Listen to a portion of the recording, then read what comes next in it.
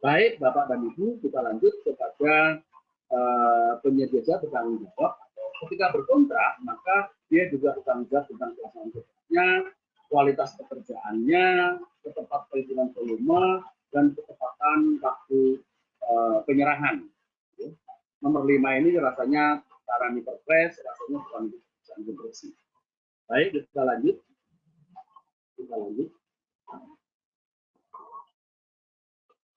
Sekarang kita lihat bentuk-bentuk kontrak ya. Bentuk kontrak kita pas saja karena waktu di 15.30 ya, masa jam ya.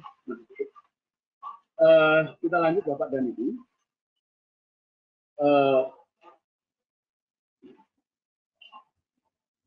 Bentuk-bentuk kontrak ini di dalam hal-hal yang menjadi pertimbangan dalam menentukan jenis kontrak ini sesuai dengan Perpres itu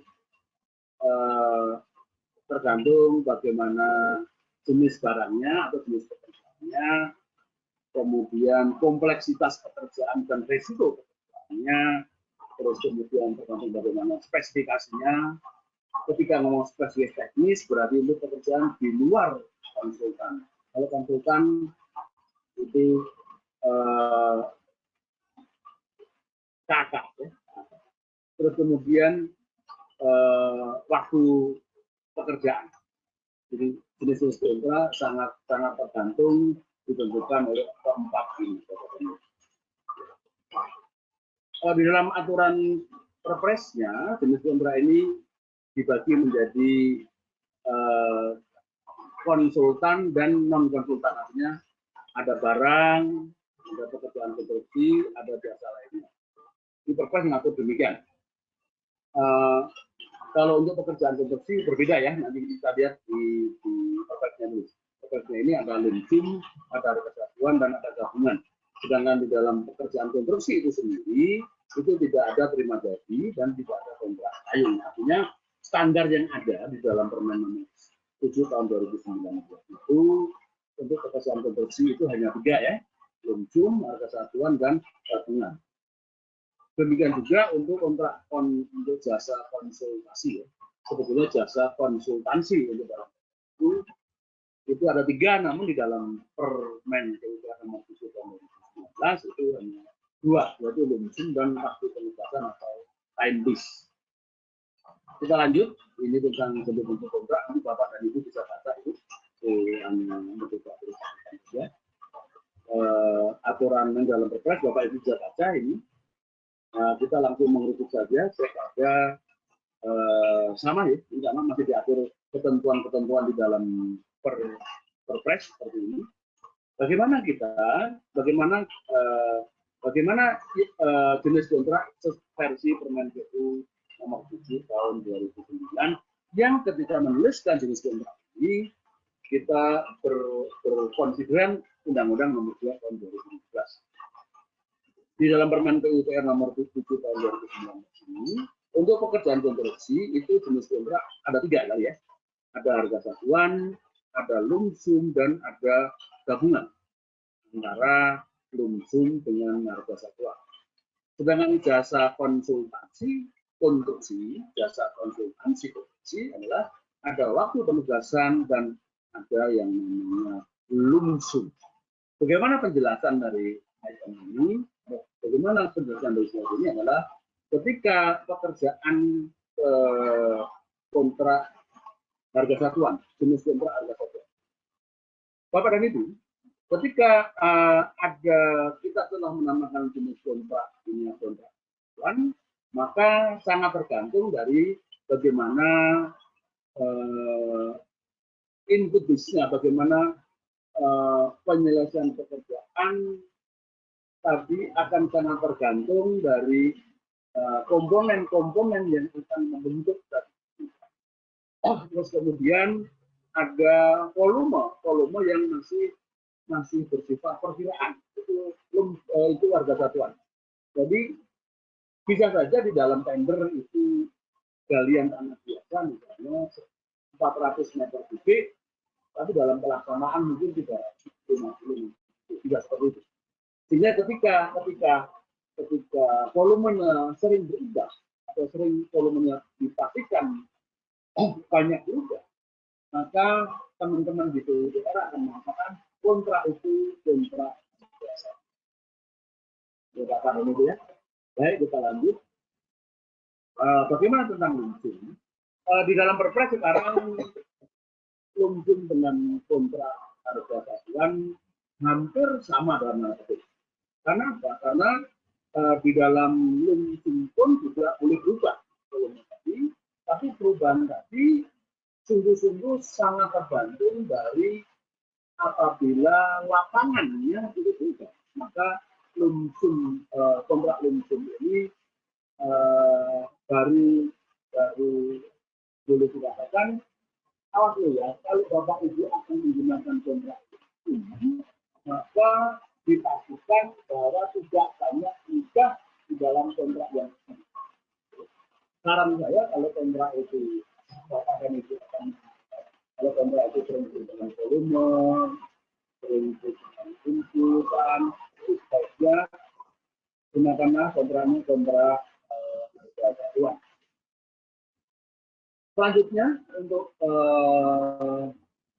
untuk gabungan antara lumsum dan harga satuan. Ini praktek yang terjadi Bapak dan Ibu. Praktek yang terjadi ketika Bapak dan Ibu menggunakan gabungan, maka contoh adalah pekerjaan di Cipta Karya, contoh. Maka biasanya teman-teman dari Cipta Karya itu untuk bangunan bawah yang bersentuhan dengan tanah itu menggunakan kontrak harga satuan. Sedangkan bangunan atas itu kontraknya kontrak lumsum. Okay? Jadi ketika teman-teman Cipta Karya itu sering menggunakan gabungan, ini maka prosentasi antara lumsum dan harga satuan mendekati hampir sama. Pemahamannya begini Bapak dan Ibu. Kontraknya bisa saja kontraknya itu kontrak harga, tapi itemnya pekerjaan itu ada lumsum. Itu berarti bukan kontrak gabungan itu. Ya. Ada 1-2 pekerjaan yang lumsum itu berarti bukan kontrak gabungan. Artinya memang dalam pekerjaan kontrak gabungan di dalamnya ada item lumsumnya atau item lamsam kalau dulu ya. Namun biasanya kontrak harga satuan yang di dalamnya ada pekerjaan lumsumnya, persentase lumsumnya itu sangat kecil sekali dibanding dengan total pekerjaan. Begitu Bapak dan Ibu. Sedangkan untuk konsultan,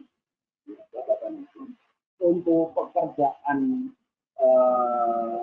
konsultan itu kalau waktu penugasan itu teman-teman pelaku pemagangan atau PPK ketika akan menggunakan waktu penugasan biasanya konsultan pengawasan atau supervisi. Jadi dia dibayar dalam arti itu berdasarkan memang berdasarkan bagaimana kerja bulan per orang bulan. Sedangkan untuk lumsum itu dipakai atau digunakan di dalam kajian-kajian. Itu yang kita bayar adalah hasil kajiannya. Dan ada satu lagi kontrak perencana atau perancangan yang kita bayar adalah harga atau yang kita bayar adalah hasil pekerjaan. Jadi lama waktu tidak dibayar. Tapi yang dibayar adalah apakah pekerjaan sudah selesai atau tidak. Ini bedanya lumsum dan waktu penugasan. Kalau lumsum itu outputnya berbasis output. Sedangkan kalau waktu penugasan atau time itu berdasarkan masukan. Jadi menman dia bekerja berapa bulan dan seterusnya. Sedangkan kalau untuk konsultan lumsum yang kita bayar adalah waktu penugasan. Ya, kalau kontraknya kontrak waktu penugasan yang kita bayar adalah lamanya dia pendampingan kepada pelaku atau kepada para pihak yang bekerja. Baik, untuk selanjutnya ini tentang hierarki kontrak. Hierarki kontrak itu sudah dimasukkan di dalam surat perjanjian. Di pasal 4 itu mengatakan hierarki kontrak konstruksi itu seperti ini. Hierarki kontrak untuk ketentuan konstruksi itu antara kontrak harga satuan dan antara kontrak lumsum. Jadi sementara orang sering mengatakan pekerjaan ini tergantung dari speknya. Jadi ketika kita melihat pada hierarki kontrak ini, itu pernyataan itu salah. Ketika kita melihat spek, tergantung pada spek, itu kalau kontraknya kontrak harga satuan. Sedangkan kalau kontraknya kontrak lumsum, yang mengikat adalah bagaimana gambarnya. Artinya apa? Kalau gambar dan spek berbeda di dalam kontrak lumsum, maka yang dipakai adalah gambar. Sedangkan di dalam kontrak harga satuan, apabila spek dengan gambar berbeda, maka yang digunakan adalah spesifikasi dari pekerjaan yang bersangkutan. Jadi mulai hari ini saran kami adalah jangan melihat spesifikasi, tapi lihatlah dulu urutannya adalah kontraknya apa dulu. Apakah kontraknya itu kontrak harga satuan atau kontraknya kontrak lumsum atau langsung. Kalau kontraknya kontrak lumsum, maka mengatakan yang terdapat spesifikasi itu pernyataan yang tidak tepat. Baik, kita lanjutkan. Bagaimana dengan konsultan? Bagaimana hierarki dengan konsultan? Sama, pemahamannya hampir sama dengan pekerjaan konstruksi, bahwa hierarki kontrak dalam pekerjaan konstruksi adalah ada adendum surat perjanjian. Kalau itu ada adendum, maka di dalam kontrak waktu penugasan membuat adendumnya.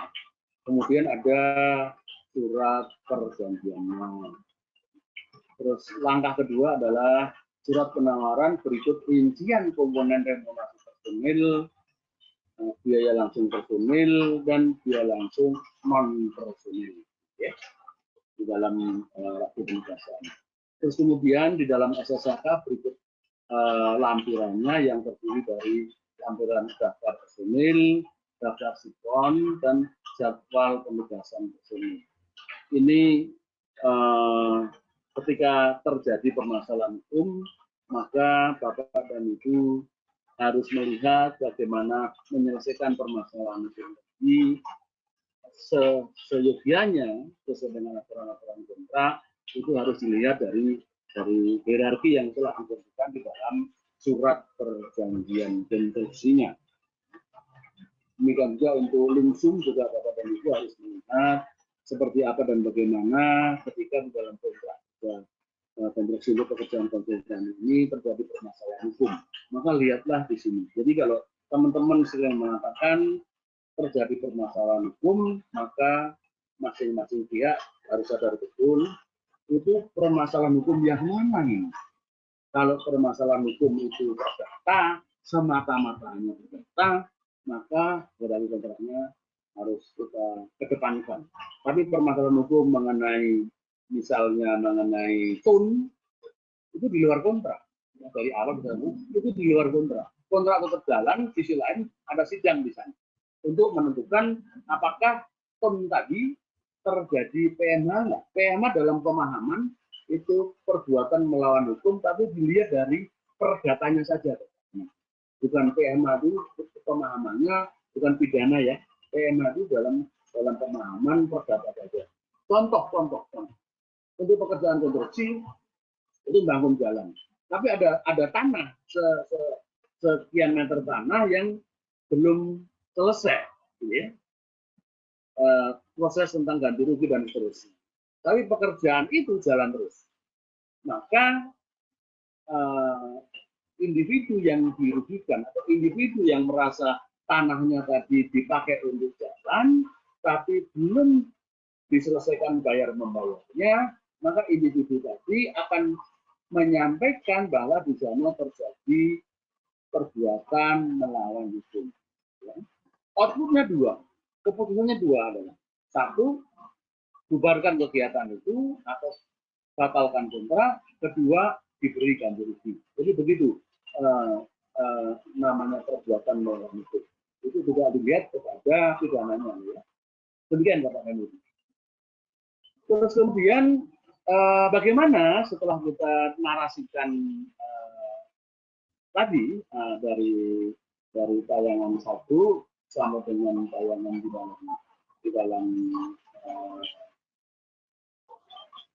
pelaksanaan kontrak ini, mudah-mudahan dari tayangan 34 ini Bapak bisa ada pemahaman yang mudah-mudahan menambah apa yang selama ini membingungkan Bapak. Kita lihat sekarang pada pelaksanaan kontrak kerja konstruksi, atau kita lihat kepada bagaimana teman-teman ketika telah terjadi proses kompetisi dan ketemu pemenangnya, maka diberikan dari awal tadi bahwa kontrak atau rancangan kontrak tadi sudah diberikan pada saat pelaksanaan pekerjaan. Pada rancangan kontrak sudah diberikan pada saat proses-proses kompetisi. Pada saat proses-proses kompetisi. Pada saat pelaksanaan kontrak, maka rancangan kontrak tadi dibaca ulang. Akan kita bahas ke depan. Akan kita bahas ke depan seperti apa sih rancangan kontrak itu. Ya. Kita coba dalam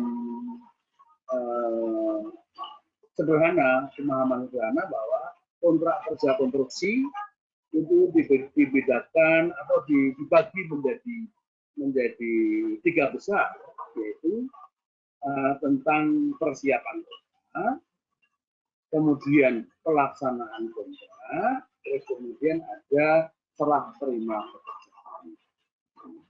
Di dalamnya ada pasal atau di dalamnya ada ketentuan-ketentuan yang kita atur. Seperti apa kalau kontrak itu berubah? Seperti apa apabila lapangan pekerjaannya itu berbeda dengan apa yang ditenderkan?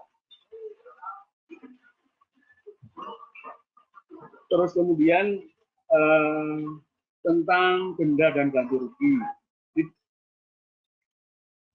Di pasal-pasal yang telah kita atur di dalam kontrak atau di dalam standarnya itu ada klausul bagaimana dendanya, ada klausul bagaimana ganti ruginya.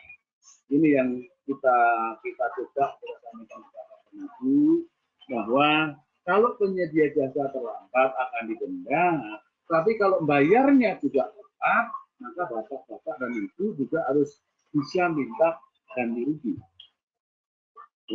Terus kemudian ada kompensasi. Sudah kita atur di dalam kontrak, itu klausul besar, ada kompensasi, ada di dalamnya ngatur mengenai bagaimana kalau misalnya ada pekerjaan yang sudah tanda tangan kontrak, tapi lapangan atau pekerjaan belum selesai, atau masih dalam permasalahan, atau lahannya belum bebas, maka di sini ada kompensasi. Kompensasi bisa dalam bentuk waktu, kompensasi bisa dalam bentuk yang lain. Kemudian terus ada namanya pemutusan dan penghentian kontrak. Saat ini ada proses, ada wabah virus corona ini, Pak Menteri telah menerbitkan Inmen nomor 2 tahun 2020 untuk pekerjaan-pekerjaan protokoler bagaimana menyelesaikan atau bagaimana dalam kondisi karena virus dunia ada wabah virus corona ini. Di Inmen nomor 2 tahun 2020 itu telah mengatur seperti apa kalau ada terdampak dengan corona, bagaimana kalau menghentikannya, seperti apa akan melanjutkannya, sudah diatur jelas. Ini termasuk penghentian kontrak yang kontrak dihentikan lebih dahulu. Proses-proses itu ada di dalam kontrak. Kalau toh itu proses belum ada dalam kontrak, sesuai dengan inmen itu kami ada gugus tugas untuk pelaksanaan penghentian kontrak yang akan menilai dan seperti apa tindak lanjutnya akan diselesaikan oleh para pihak yang terkait. Kita lanjut Bapak dan Ibu. Mudah-mudahan ini terlihat ya. Nanti kita coba kita besarkan. Kita besarkan.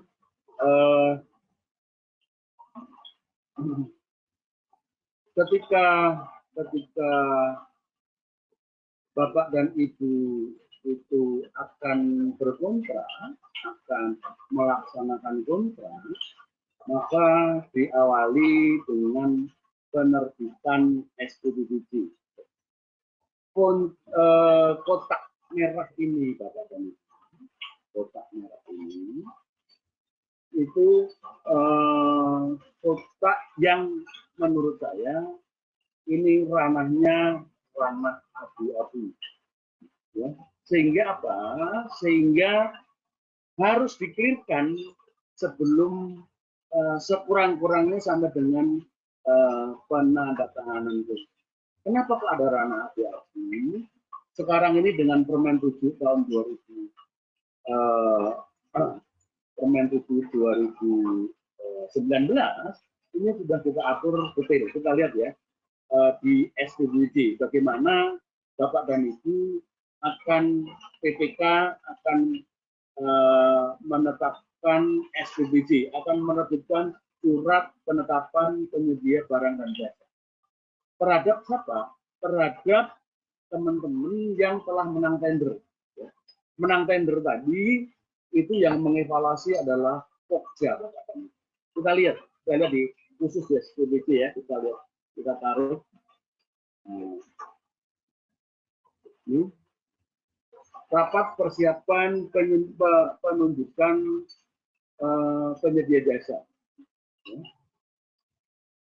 Di dalam rapat persiapan penunjukan penyedia jasa ini, PPK diberi waktu 3 sampai 5 hari. 3 sampai 5 hari hasil dari Pokja untuk dilakukan SPPD.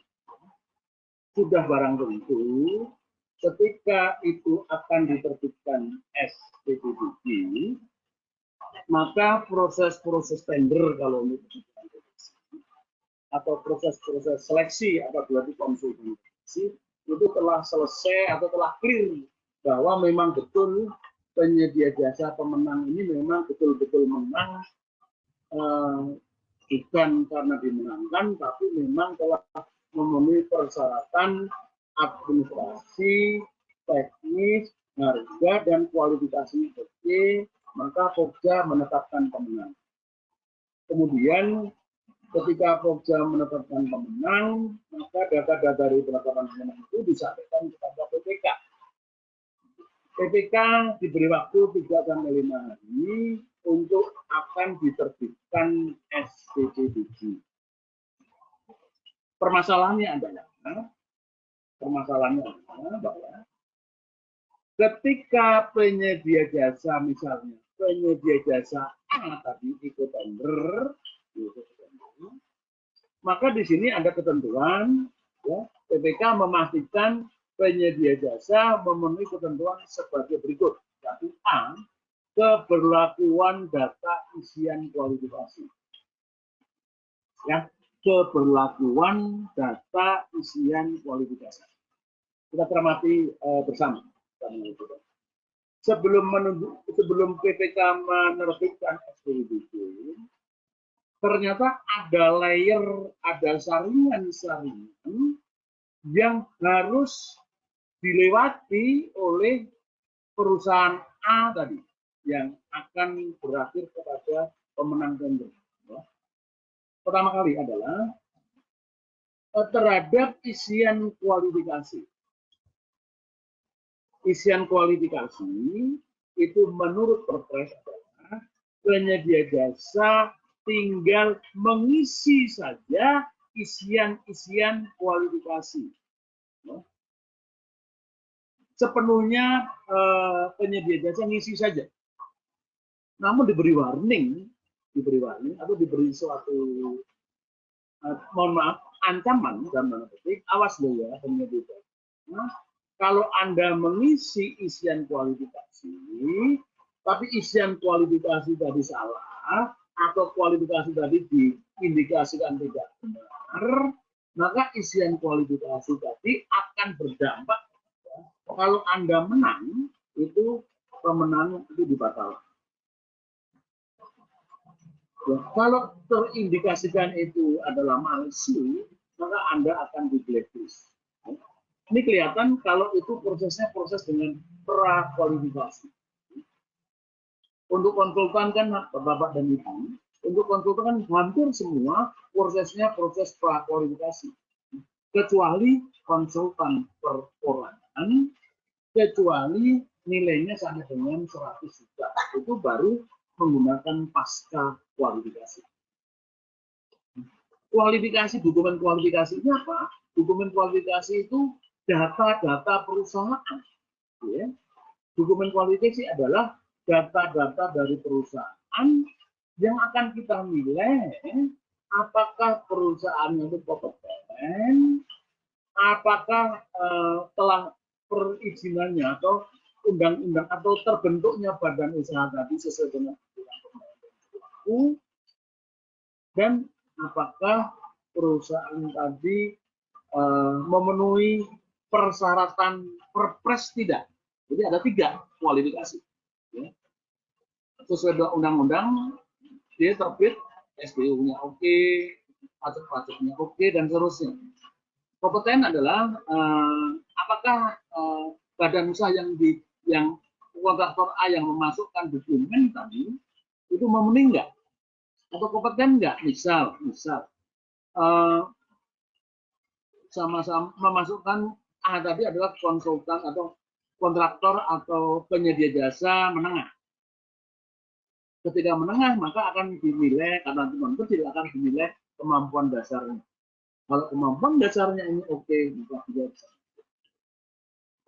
Itu kompeten. Terus kemudian apakah dia memenuhi persyaratan administrasi Perpres enggak? Misalnya, apakah dia tidak blacklist, apakah dia tidak pilot, apakah dia tidak sedang menjalani pidana. Jadi kualifikasi ini atau isian kualifikasi ini, perintah Perpres adalah isian saja atau tinggal diisi saja oleh penyedia jasa. Jadi pelaku Pokja dan BPK cukup percaya saja dengan isian Bapak dan Ibu.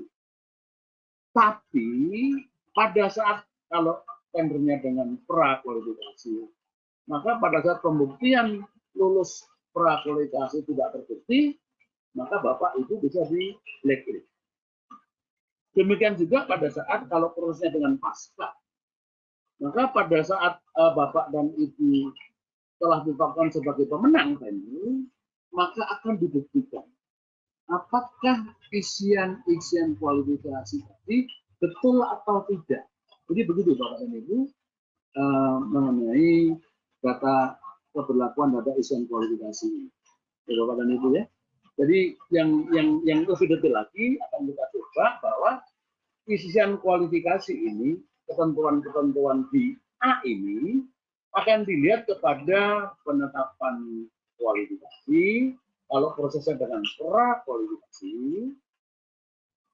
atau penetapan pemenang lelang atau tender maaf, atau seleksi, kalau prosesnya dengan prosesnya pasca kualifikasi. Mudah-mudahan Bapak dan Ibu prakualifikasi dan pasca kualifikasi tidak bingung ya. Pra itu perusahaannya dinilai dulu, setelah perusahaan memenuhi persyaratan, baru ikut tender, baru ikut seleksi. Sedangkan pasca itu apabila dokumen kualifikasi dan dokumen penawaran itu dimasukkan bareng-bareng. Menilainya nanti setelah penetapan pemenang, baru dibuktikan pada saat setelah penetapan pemenang. A ini Bapak dan Ibu, itu kita melihat keberlakuan data isian kualifikasi ini disaring dalam bahasa saya, disaring dalam 3 saringan.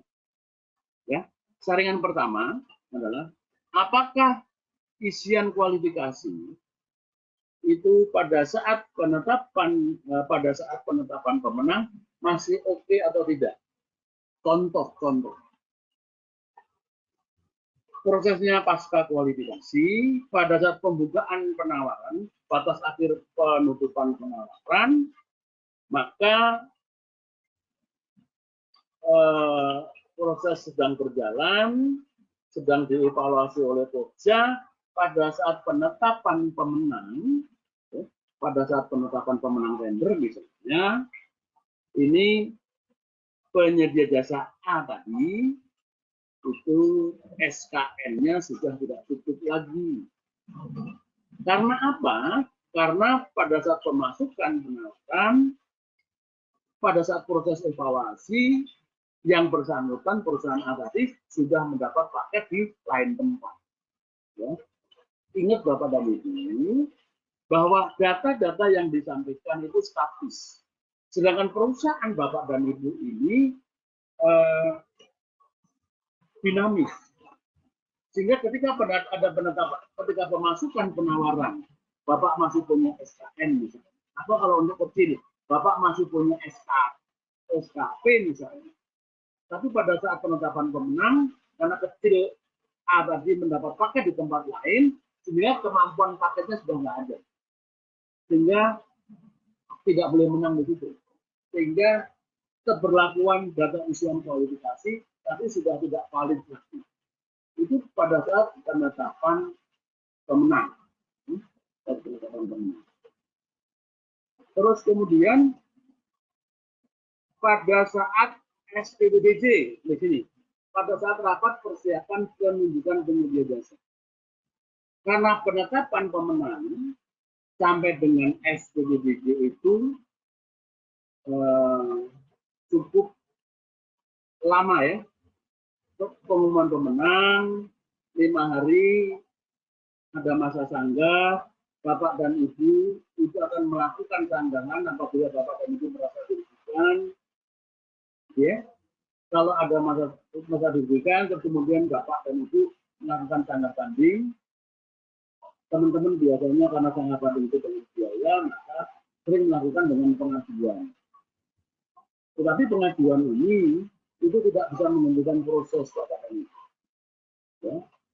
Kalau sanggah banding, maka dia akan menghentikan proses. Nggak boleh lanjut sebelum sanggah banding itu dijawab. Atau sebelum sanggah banding itu selesai. Jadi, keberlakuan isian kualifikasi tadi pertama kali adalah dilihat kepada penetapan pemenang. Meskipun dokumen Bapak itu mengatakan masih punya SKP kalau untuk kecil, atau masih punya SKN kalau itu non kecil, pemenang dan besar. Maka dalam saat penetapan pemenang, Bapak itu sudah bisa nggak menang lagi, sudah tidak bisa menjadi pemenang lagi, karena pada saat proses evaluasi oleh Pokja, Bapak itu sudah mendapat paket di tempat lain. Ya. Itu keberlakuan data isian di kualifikasi. Terus kemudian pada saat tanda tangan kontrak, Bapak sudah SPPBJ, ya, sudah SPPBJ. SPPBJ dengan kontrak kan sesuai dengan aturan kan 14 hari Bapak. Bisa saja 14 hari ini bisa terjadi apa yang kamu ceritakan tadi, bisa terjadi. Atau setelah SPPBJ hari ke-10 atau misalnya, Bapak maaf ada paket di sebelah yang memblacklist Bapak misalnya, atau Bapak pada saat sudah SPPBJ ketika ada dalam pelaksanaan kontrak, Bapak ikut tender di tempat lain, tender di tempat lain tadi mengakibatkan karena terindikasi misalnya KKN atau misalnya dokumennya itu tidak benar, maka Bapak di blacklist. Maka paket yang di sini Bapak tidak bisa tidak dapat ditandatangani kontrak. Jadi itulah 3 layer itu. Di isian kualifikasi itu ada 3 layer. Layer pada pra kualifikasi, penetapan kualifikasi atau penetapan pemenang. Bapak bisa tersaring di sini. Kedua, pemenang sudah oke, tapi pada saat SPDD ternyata keberlakuan isian kualifikasi tadi sudah tidak berlaku. Terakhir adalah pada saat tanda tangan kontrak. Nanti kita lihat. Ya Bapak dan Ibu. Selanjutnya yang B. Yang B itu bukti sertifikat kompetensi atau bahasa yang umum yang diminta adalah diminta sertifikat SKA-nya apabila itu non kecil atau sertifikat SKT-nya apabila itu kecil. Yang meminta sertifikat ini, yang meminta bukti sertifikat kompetensi ini adalah PPK. Pada saat tender, Bapak dan Ibu, pada saat seleksi, Bapak dan Ibu, sertifikat tidak diminta. Baik itu untuk konsultan, baik itu untuk pekerjaan konstruksi. Tidak boleh minta sertifikat pada saat tender maupun seleksi. Itu nanti akan diminta oleh PPK pada saat akan menuju SPDD. Jadi di dalam tender maupun dalam seleksi ya, itu cukup menyampaikan bahwa tenaga atau personil yang diusulkan itu memenuhi persyaratan mempunyai sertifikat kompetensi kerja. Itu aja. Beda dengan permen sebelumnya. Kalau permen sebelumnya pada saat tender sudah diminta sertifikatnya. Sekarang sudah tidak, Pak Dhani. Sertifikat kompetensi kerja atau SK-SKP itu akan diminta pada saat STPBG. Jadi penyedia jasa di dalam tender, penyedia jasa di dalam seleksi hanya menyampaikan bahwa misalnya akan ada logonya bahwa personil yang saya sampaikan 1, 2, 3, 4, 5 mempunyai surat kompetensi kerja. Selesai Bapak dan Ibu. Jadi tidak diminta SKA maupun SKT-nya pada saat proses tender maupun proses seleksi. Jadi ada semacam ada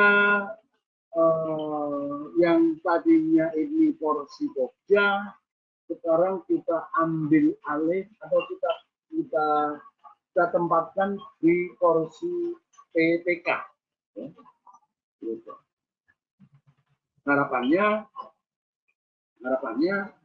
PPK dari A dan B ini bisa ikut-ikut di dalam proses evaluasi untuk menilai, oh iya evaluasinya sudah Pokja ini oke, maka diterbitkan SPDD. Itu Bapak dan Ibu. Sedangkan Charlie, perubahan jangka waktu pelaksanaan pekerjaan, misal di dalam pelaksanaan kontraknya ini kami rencanakan 6 bulan. Namun karena proses tendernya bermasalah, karena satu dan hal menjadi yang 6 bulan ini di tahun ini tidak misalnya tahun ini itu mestinya Juli sudah kontrak, mestinya sudah SPBC dan kontrak. Ternyata proses kompetisinya sampai dengan Agustus. Sehingga ketika akan diberlakukan 6 bulan menjadi lewat tahun anggaran. Maka ketentuan yang Charlie ini, maka langsung dalam kontrak tadi langsung ditulis 5 bulan. Jadi mau atau tidak mau seperti itu. Jadi pemahamannya, maka Bapak dan Ibu ketika ikut tender, ketika berlama-lama di dalam proses tendernya, karena satu dan lain hal, ketika waktu yang disediakan untuk tahun kontrak akan melewati tahun anggaran, maka otomatis langsung sebatas tahun anggaran berjalan. Yang tadinya 5 bulan atau 6 bulan, contoh yang di Medan itu yang tadinya 8 bulan menjadi 6 bulan, ya langsung di dalam kontraknya 6 bulan, tidak perlu diadendum. Ya. Dari 6 bulan ini, apakah pekerjaan selesai atau tidak, ya, silakan nanti Bapak dan Ibu lah yang tahu detailnya mana pekerjaan. Coba ya. Terus kemudian sesuai dengan Undang-Undang Nomor 2 Tahun 2017, ya, apabila kewajiban melakukan sertifikat ini atau tenaga atau personil yang diusulkan itu belum punya sertifikat, maka harus disertifikat di lokasi pekerjaan. Teman-teman PUPR atau rekan-rekan dari PUPR melalui balai masing-masing bisa mensertifikat di lapangan tapi hanya untuk operator, untuk teknisi dan seterusnya. Ya. Jadi bukan ahli, hanya sertifikat keterampilan dilakukan di sana. Terus kemudian di dalam ahli pengalaman atau ahli keahlian ini kalau untuk paket-paket yang di atas 50 miliar. Kesimpulan dari rapat persiapan penunjukan penyedia jasa ini adalah ketika sudah di dalam SPDBJ, harapannya proses-proses tender dan proses-proses seleksi sudah tidak bermasalah lagi. Ini menurut saya adalah ini adalah bentuk kehati-hatian PPK ketika akan menerbitkan SPDBJ. Dan ini sudah diatur di dalam dokumen kontrak, sudah diatur di dalam SSUK. Ya. Ya. Siapa yang terlibat di dalam penunjukan SPDBJ ini? Tentunya ada PPK, ada Pokja, ada penyedia jasa, dan ada KPA. Pada saat akan SPDBJ, ternyata pemenangnya itu tidak memenuhi ketentuan, seperti yang saya sampaikan tadi, maka ada calon cadangan. Ketika calon cadangan satu tidak memenuhi syarat, maka cadangan kedua tidak memenuhi syarat, maka tender ulang atau seleksi ulang. Begitu Bapak dan Ibu. Kita lanjut sekarang kepada rapat persiapan tanda tangan kontrak. Rapat persiapan tanda tangan kontrak. Rapat persiapan tanda tangan kontrak ini sesuai dengan aturan kalau pekerjaannya sederhana, maka SPDBJ sekurang-kurangnya pada kontrak itu 14 hari. Sekurang-kurangnya 14 hari. Jadi apa yang akan dilakukan pada saat persiapan tanda tangan kontrak? Ya, ini dilakukan apabila setelah ada SPDBJ. Kemudian setelah SPDBJ diterbitkan, biasanya dari SPDBJ ini penyedia jasa atau calon yang akan dikontrak ini akan mengurus untuk minta uang muka, ya. Yang terlibat siapa? Yang terlibat adalah PPK. Sudah PPK. Jadi Pokja sudah pada saat SPDBJ begitu selesai, Pokja sudah selesai. Pada saat rapat persiapan tanda tangan kontrak, maka dua ini penyedia jasa ini adalah penyedia jasa yang ditunjuk SPDBJ. Sedangkan nomor 3 ini adalah pengawas. Pengawas di sini syukur-syukur ada konsultan perencana yang gambar, ada konsultan pengawas. Apabila ada konsultan perencana dan ada konsultan pengawas, sebaiknya didatangkan.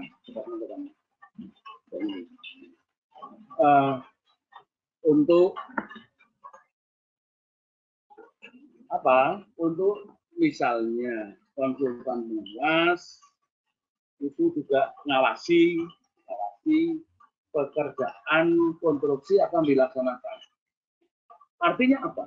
Artinya diberi dalam persiapan tanda tangan kontrak ini, kontraktor akan bekerja kalau diawasi oleh konsultan pengawas. Artinya apa? Artinya bahwa konsultan pengawas itu pekerjaannya sangat tergantung dari pelaksanaan fisik. Kami mencontohkan misalnya, untuk pelaksanaan fisiknya itu 8 bulan, tapi karena dipercepat menjadi 6 bulan atau 7 bulan, maka konsultan pengawas yang tadinya ukurannya 8 bulan, dia harus bayar 7 bulan. Bagaimana selisihnya ini? Ya, nanti dibicarakan pada saat sini, rapat persiapan penandatangan kontrak. Ya, Bapak dan Ibu ya. Terus kemudian hubungan kontrak dan kelengkapannya. Kita bahas dari urusan pembahasan ini, hubungan kontrak apa saja yang dimasukkan, apa saja yang dilengkapi untuk itu. Terus kemudian ada tentang rencana keselamatan konstruksi. Di dalam tender tadi, kita evaluasi mengenai identifikasi bahaya, pengendalian bahaya, dan bagaimana menyelesaikan bahaya itu. Menilai dan mengendalikan. Jadi, bagaimana mengendalikannya, ada sasaran dan program, dan itu harus dituangkan di dalam dokumen kontrak. Itu harus dibahas bersama. Bagaimana, apakah persyaratan-persyaratan dalam tender tentang identifikasi bahaya jadi masih match tidak? Masih sesuai atau ada perubahan tidak? Ya. Dalam bahasa sederhana saya, jangan sampai pelaksanaan pekerjaan itu ada kegagalan konstruksi, ada kegagalan bangunan, ada mengenai keselamatan konstruksinya, keselamatan konstruksi ya tadi, bagaimana terhadap pekerjaannya, terhadap tenaga yang bekerja di situ, terhadap publik, terhadap lingkungan. Jadi itu yang harus dimitigasi. Terus kemudian uang muka, terus kemudian jaminan pelaksanaan, terus kemudian mengenai asuransi dan hal yang telah diklarifikasi di depan pada saat penawaran dan diklarifikasi di depan pada saat pembukaan penyedia jasa. Demikian Bapak dan Ibu, kita langsung kepada tanda tangan kontrak. Tanda tangan kontrak ini sesuai dengan aturan mainnya adalah setelah SPDC maka maksimal 14 hari sudah harus tanda tangan kontrak. Paling lambat 14 hari, paling lama 14 hari. Apabila lebih lama dari ini, pasti ada justifikasi teknis yang mengapa kok menjadi di atas 14 hari. Itu Bapak dan Ibu. Karena waktu sangat juga untuk mempercepat saja, saya mohon maaf tapi terlalu lama berada di sini. Akan kita coba untuk membahas secara garis besar saja. Jadi setelah SPDC, akan menentukan persiapan tanda tangan kontrak, terus kemudian tanda tangan kontrak, terus kemudian dilakukan bagaimana akses lokasi kepada pekerjaan, penyerahan lokasi pekerjaan. Setelah itu ada surat perintah mulai kerja. Jadi untuk pekerjaan konstruksi nggak akan mulai kalau tidak ada SPNK, ya. Ini yang agak membedakan. Terus kemudian ketika melihat ke lapangan, kita rapat persiapan pelaksanaan kontrak. Rapat persiapan pelaksanaan kontrak itu kapan dimulai, titik mana dimulai, sampai dengan setelah terima pekerjaan ada di mana. Ya. Terus kemudian ditentukan mengenai tanggal mulai kerja. Bapak dan Ibu. Ini tahapan-tahapan ini bukan waktu lamanya, tapi hanya kita mencoba yang 1 sampai dengan 12 ya, 1 sampai dengan 12. Ini hanya kami mencoba untuk ini loh kontraknya yang telah ada rancangan kontraknya yang sudah kita bunyikan seperti ini. Bapak dan Ibu ketika akan mendetailkan kontrak ini, maka detailkanlah di dalam syarat-syarat khusus kontrak. Tahapan pelaksanaan kontrak ini, Bapak, ya, baik pemahaman untuk konsultan-konsultan sampai sana. Tahapan-tahapan ini kita sudah tuangkan di dalam Permen PU nomor 7 tahun 2019. Inilah yang namanya syarat-syarat umum kontrak. Detailnya sudah ada, Bapak. Tapi ketika ternyata akan membunyikan dalam bentuk yang berbeda, karena lapangannya minta seperti itu, maka tuangkanlah di dalam syarat-syarat khusus kontrak. Terus kemudian ada pembayaran uang muka, tanggal mulai kerja, ada pembayaran uang muka, senilai berapa, ketentuannya adalah uang muka adalah kalau untuk kecil itu 30, non kecil itu 20. Kalau untuk konsultan karena aturan Perpres itu tidak membedakan segmentasi, maka dia diberi uang muka 20. Diberi uang muka 20. Sedangkan di dalam untuk pekerjaan konstruksi, uang muka itu dibedakan menjadi 2, untuk kecil 30% dari total kontrak, dan untuk non kecil itu 20%. Ada yang ingin kami sampaikan, Bapak dan Ibu. Ketika Bapak dan Ibu tadi sudah menang tender dan akan diikat menjadi kontrak, setelah pada tahapan rapat persiapan pelaksanaan kontrak, tahapan nomor 6, maka kewajiban Bapak adalah membuat rencana mutu kontrak. Ya. Membuat rencana mutu kontrak, SMM itu, sampai pekerjaan itu jaminan mutunya oke, gitu loh. Seperti misalnya kita naik pesawat, tinggal klek sampai lah, gitu ya. Ada SOP yang harus penyedia jasa buat itu untuk SMM, sistem manajemen mutu dalam kontrak. Dan satu lagi yang harus dibuat adalah SMKK, sistem manajemen keselamatan konstruksi. Dari mulai awal sampai dengan selesai, itu Bapak dan Ibu harus membuat supaya tidak ada kecelakaan, supaya membuat meminimalisir kecelakaan. Itu ada di SMKK di Permen PU nomor 21 tahun 2019. Demikian juga untuk sistem manajemen itu ada di atas. Jadi kewajiban Bapak dan Ibu ketika akan tanda tangan kontrak, ketika sudah melihat kepada pre-construction meeting atau setelah melihat kepada rapat persiapan pelaksanaan kontrak, melihat lapangannya, maka Bapak dan Ibu harus menyampaikan program mutunya. Ya. Sebagai apa jaminanmu pekerjaan akan berhasil dan bermutu sesuai dengan spek? Maka Bapak Ibu akan menyampaikan itu, bahwa kemudian di dalam pelaksanaan kontrak itu ada perubahan, maka tinggal di dalam program mutu ini ada pemutakhiran data. Sama dengan kontrak. Ketika berubah maka di addendum, demikian juga di program mutu. Ketika pelaksanaan pekerjaan itu berubah, maka Bapak dan Ibu juga harus memutakhirkan program mutu ini yang semula panjangnya misalnya sekian meter menjadi sekian meter, atau yang tadinya volumenya sekian meter kubik menjadi sekian meter kubik, dan spesifikasinya adalah seperti ini dan seterusnya.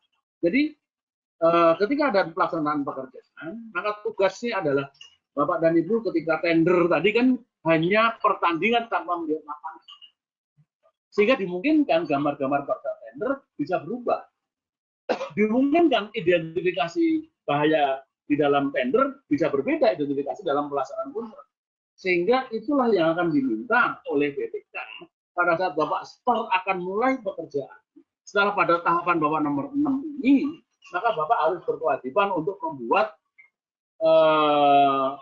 program mutu atau sistem rencana mutu konstruksi RMPK dan membuat SMKK atau sistem manajemen keselamatan konstruksi. Itu Bapak ya. Jadi yang harus ditekankan di sini. Bagaimana tanggal mulai kerja, terus kita atur mengenai mobilisasi. Seperti apa mobilisasi terhadap bagaimana mobilisasi alatnya, persiapan verifikasinya, mobilisasi mengenai personilnya. Personil kan ada dua untuk pekerjaan konstruksi, yaitu personil manajerial dan personil tingkat-tingkat pelaksanaan pekerjaan, atau bahasa kami mohon maaf, ada personil tukang-tukang itu dan penyakit seterusnya, dan ada personil manajerialnya. Kalau untuk konsultan ada yang namanya personil inti dan ada dengan misalnya ada supir, ada pelaksanaan kegiatan yang operator apa dan seterusnya. Jadi di dalam kompetisinya, di dalam permen itu jelas menentukan bahwa untuk konstruksi personil yang dikompetisikan namanya personil manajerial. Sedangkan untuk konsultan di dalam seleksinya tadi adalah personil inti. Ini yang dievaluasi oleh Pokja. Demikian juga di dalam badan usaha diminta mengenai personil tetap. Satu sekurang-kurangnya personil tetap dalam kompetisi. Baik itu konsultan maupun untuk kontraktor diminta personil tetap. Seperti apa sesuai yang disebutkan di dalam dokumen tender kualifikasi. Personil manajerial juga seperti itu. Seperti apa? Seperti yang disebutkan di dalam dokumen tendernya. Konsultan juga seperti yang disebutkan dalam dokumen seleksinya. Tetapi yang harus kita pahami betul adalah bahwa sertifikat itu Pokja sekarang sudah tidak boleh mengevaluasi. Sertifikat kompetensi kerja atau SKA dan SKT itu yang nanti akan minta adalah PT. Itu Bapak dan Ibu. Sehingga di sini di dalam pelaksanaan pekerjaan, dalam menuju operasi pekerjaan, ada perubahan kontrak. Boleh perubahan kontrak itu di pasal dalam lampiran kontrak itu ada pasal 43 atau 42 itu telah diatur perubahan kontrak itu baru bisa berlaku apabila ada diterbitkan adendum kontrak namanya. Adendum kontrak itu bisa mengenai spesifikasi, bisa mengenai volume, bisa mengenai waktu, bisa mengenai pergantian administrasi. Tetapi perubahan-perubahan kontrak ini harus ada kajian staf atau bahasa teman-teman PUPR, harus ada justifikasi teknis ketika ada perubahan kontrak. Gitu ya, harus ada. Terus kemudian selanjutnya ada subkonsultan. Yang disubkan itu di dalam kontrak itu sudah kita cantumkan di sana. Seperti apa subkontrak untuk konsultan dan subkontrak untuk penyedia jasa. Okay. Terus kemudian ada penyesuaian harga. Penyesuaian harga ini apabila kontraknya multi-years dan pelaksanaan pekerjaannya lebih dari 18 bulan baru ada namanya penyesuaian harga atau eskalasi harga. Untuk penyesuaian harga barangkali saya contohkan. Misal pekerjaan ini 3 tahun, tendernya mulai hari ini, maka di dalam dokumen tendernya kita sampaikan kepada penyedia jasa, tolong tawarlah harga besi dan harga semen pada hari ini. Nanti kalau ada kenaikan harga, deltanya akan saya berikan pada tahun kedua atau tahun ketiga dan seterusnya. Itulah yang dinamakan penyesuaian harga. Terus kemudian ada laporan hasil pekerjaan.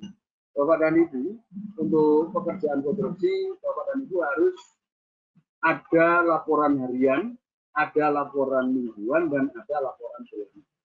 Tidak ada laporan itu salah. Ya, jadi setiap bata yang disusun mulai 10 cm, 20 cm, sampai dengan 30 meter, itu harus ada tahap-tahapan laporan-laporan. Dalam bahasa saya, harus ada dokumentasi terhadap sistem manajemen keselamatan konstruksi, harus ada dokumentasi setiap tahapan rencana mutu pekerjaan konstruksi. Harus ada. Kalau tidak ada, salah. Kenapa seperti itu? Karena dalam kontrak Bapak dan Ibu sudah tidak diminta dalam permen tadi, tidak diminta analisa harga satuan. Jadi analisa harga satuan itu hanya untuk kepentingan tender atau kepentingan seleksi. Di dalam kontrak tidak kita minta analisa harga satuan. Demikian Bapak dan Ibu. Terus kemudian tentang keterlambatan pelaksanaan pekerjaan. Terlambat itu ada 2 pilihan di dalam SSUK. Terlambat terhadap akan didenda terhadap total kontrak atau didenda terhadap sisa pekerjaan apabila ada serah terima parsial. Ya. Jadi dalam kontrak sudah dibunyikan, ini ada serah terima parsial. Gedung A sudah selesai, ada serah terima parsial. Gedung B yang belum selesai dan B ini terlambat, maka dendanya terhadap 5% terhadap B, 1 per mil per hari terhadap B. Sedangkan kalau tidak ada serah terima parsial, ketika A sudah selesai tapi tidak ada serah terima pekerjaan, B terlambat, maka dendanya terhadap A plus B. 1 per mil terhadap A plus B. Sedangkan pembayaran adalah pembayaran itu imbal jasa, apakah dalam bentuk monthly sertifikat atau termin atau bulanan, silakan di dalam ketentuan-ketentuannya telah kita bunyikan di dalam SSUK. Terakhir ini tentang pemberian kesempatan.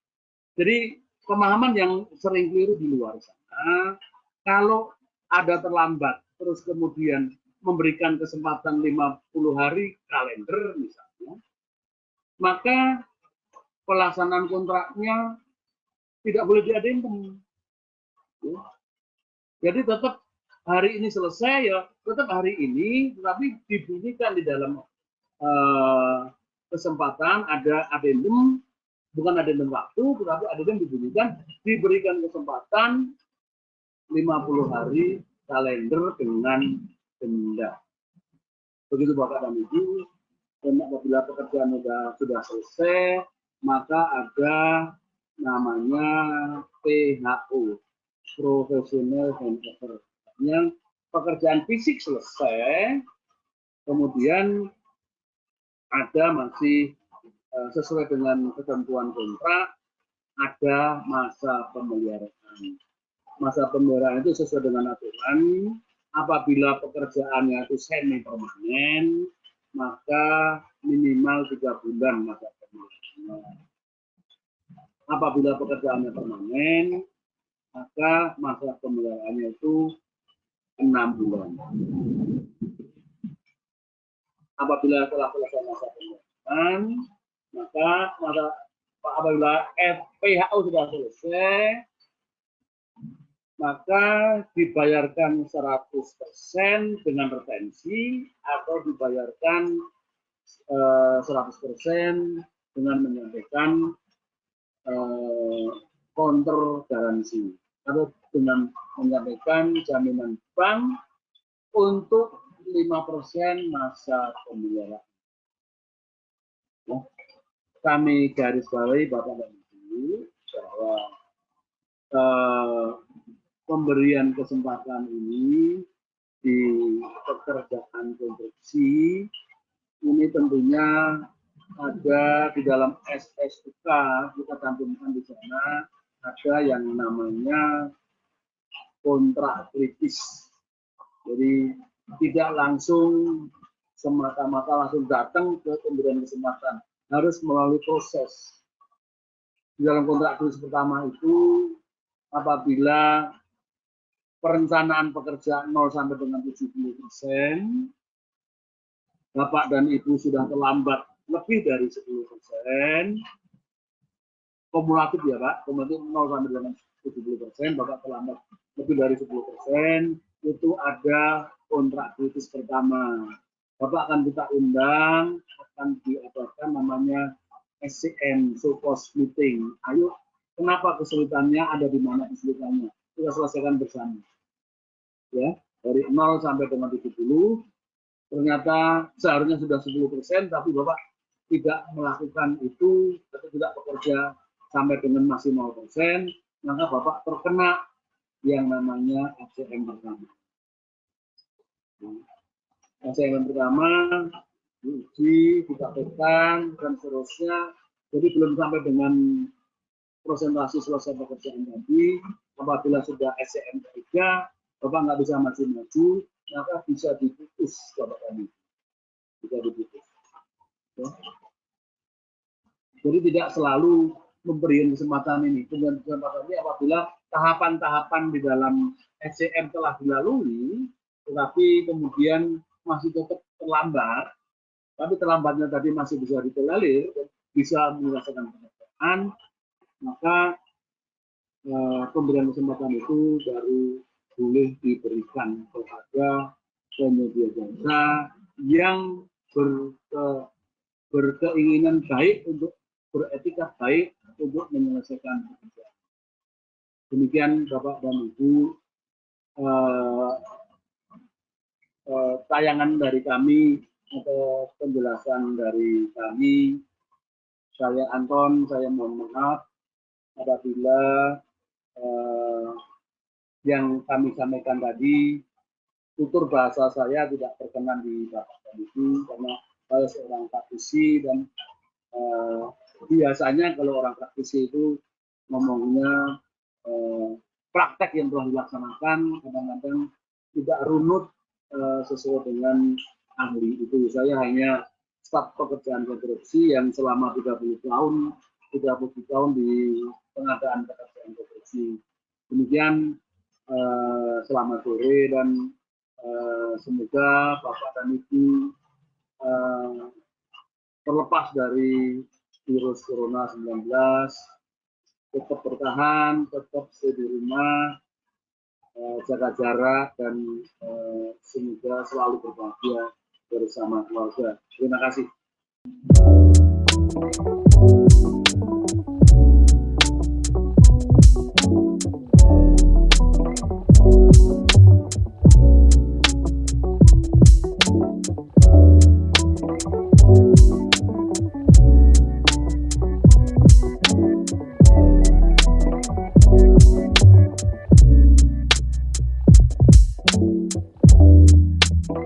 Thank you.